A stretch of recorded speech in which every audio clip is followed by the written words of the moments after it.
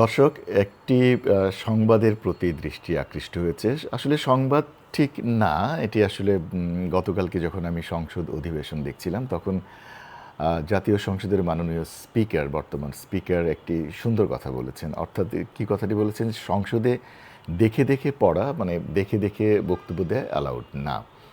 ভালো লেগেছে কথাটি। আসলে আমাদের রাজনৈতিক নেতৃবৃন্দ যারা আছেন তারা তো মাঠে ময়দানে সবসময় বক্তৃতা করে বেড়ান। নির্বাচন আসলে তো আরও বেশি বেশি বক্তৃতা করেন। সময়ে অসময়ে তারা এলাকায় যেয়ে বিভিন্ন সভা সমাবেশে বক্তব্য রাখেন। তো সংসদে এসে তো বক্তব্য রাখার সময় দেখে দেখে বক্তব্য দিতে হবে কেন? কারণ জনসভায় বা বিভিন্ন অনুষ্ঠানে যখন তারা বক্তব্য দেন তখন তারা না দেখে, অর্থাৎ মুখস্থ বা সমসাময়িক প্রেক্ষাপট নিয়ে বক্তব্য দেন।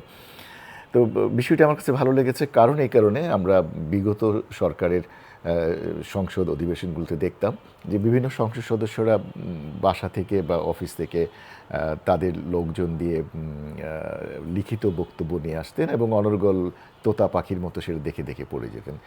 দেখতে আসলে ভালো লাগতো না। সংসদ সদস্যরা বক্তব্য দেবেন সমসাময়িক বিষয় নিয়ে, এলাকার উন্নয়ন নিয়ে, পয়েন্ট অফ অর্ডারে দাঁড়াবেন যুক্তি খণ্ডন করার জন্যে।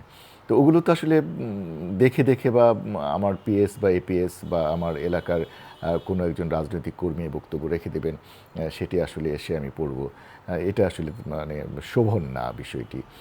ভালো লেগেছে আসলে বর্তমান সংসদটি যে কার্যকর সংসদ, অথবা একটি আলোচনা মুখর বা সমসাময়িক বিষয় অথবা সরকার দল বিরোধী দল সবাই মিলে বিভিন্ন প্রেক্ষাপট নিয়ে আলোচনায় মুখর হবেন, আলোচনা করবেন, তারপর একটি বিল পাস হবে, অথবা পক্ষ বিপক্ষ থাকবে, আলোচনা হবে। তো এটি আসলে ভালো লাগবে দর্শক হিসেবে, বা আমরা যারা সংসদ অধিবেশন দেখব, সংসদ সদস্যরা আমার এলাকা নিয়ে কী কথা বলেন, আমার এলাকার চাহিদা, আমার এলাকার উন্নয়ন, আমার এলাকার ভবিষ্যৎ পরিকল্পনা কী, এগুলো নিয়ে যখন কথা বলবেন তখন মুখস্থ না বলে বরং সংসদে দাঁড়িয়ে সময় উপযোগী বক্তব্য রাখাটাই শ্রেয় বলে মনে করি। আমি বর্তমান স্পিকারকে ধন্যবাদ জানাই যে এরকম একটি জনগুরুত্বপূর্ণ সম্পর্কিত বিষয় নিয়ে মাননীয় সংসদ সদস্যদেরকে ব্রিফ করেছেন, যে দেখে দেখে নয়, না দেখে, অর্থাৎ পয়েন্টসগুলো নোট করতে পারেন তারা, পয়েন্টসগুলো নোট করে সেইটা দেখে ওই পয়েন্টসের উপর ভিত্তি করে তারা বক্তব্য রাখবেন। সবাইকে ধন্যবাদ। আবারও কোনো নতুন বিষয় নিয়ে হাজির হব আপনাদের মাঝে। আশা করি আমাদের সাথেই থাকবেন। সবাইকে ধন্যবাদ। আসসালামু আলাইকুম।